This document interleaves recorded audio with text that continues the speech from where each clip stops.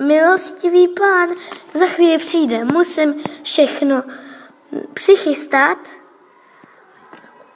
Dcerko, Ano, mami?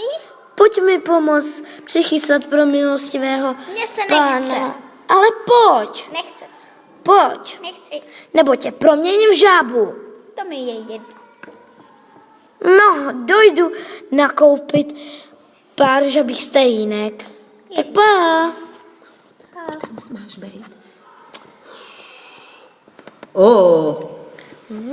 Dobrý den, krasavice. Dobrý den, matka šla nakoupit nějaké žabí stehínka.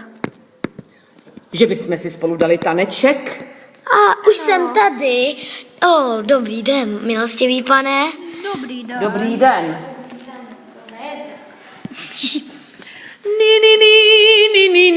Já bych tak chtěla tancovat na zámku. Prosím, chtěla bych na zámku tančit. To je krása.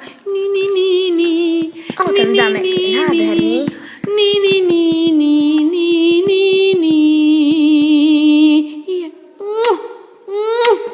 Co to děláš, ty holka jedna hloupá? Pojď domů, rychle.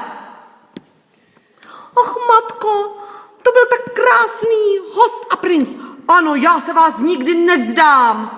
Tak vám, děti, dám požehnání. Pojďte na ten dobrý oběd za mnou. Ano, maminko, děkujeme. Ano, matko, děkujeme. Konec.